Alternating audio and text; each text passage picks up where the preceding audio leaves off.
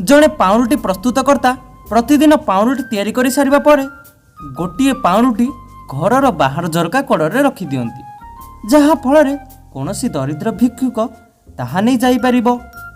प्रतिदिन सतकु सत जड़े अति दरिद्र भिक्षुक ताहा नहीं निज बाटरे चली जाती। दिने पाउरुटी प्रस्तुतकर्ता भाविले भिकारीटी बड़ कृतज्ञ, से दिने हेले तांको धन्यवाद देला नहीं। निज मनोभाव दिने भिक्षुक को कहिबे बोली भाबुथिबा बेले केतेबेले से आसी पाउरुटी नहीं चली जाइछि, ताहा जानी पारले नहीं। किंतु से छाड़िबा लोक नथिले। किछि दूर रे जाउथुबा भिक्षुक पछरे से अनुधावन कले। किछि बाट परे भिक्षुक गोटे भंगारुजा कुड़िया रे पसिले। पाउरुटी प्रस्तुतकर्ता मध्य सेठी पहुंची गले।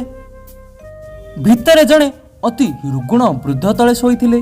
भिक्षुक जनक सेठी पाउरुटी थोइदेले। पाउरुटी प्रस्तुतकर्ता शांति रे सेमानक कथोपकथन सुनिले। तले शोइथिबा दरिद्र रुग्ण वृद्ध कहिले, तुमे तो निजे खाइबा को पाउना, मते काहेकि आनी दउछ? भिक्षुक कहिले, मु तुमको किछि देउ नाही, तुम लागि ईश्वर ए व्यवस्था करिसंती। सहरर सबुठारु बड़ पाउरुटी वाला यह तुम लगी झरका कड़े थोई देउछंती, जहाँ मु तुमको आनी देउछि। पाउरुटी प्रस्तुतकर्ता यह शुणी चमकी पड़िले। सेठारे फेरिबा बाटरे निजर अहमिका लगी निजकू तिरस्कार करिबारे लागिले। ता परठारु से प्रतिदिन झरका कड़े दुईटी पाउरुटी थोईदेले।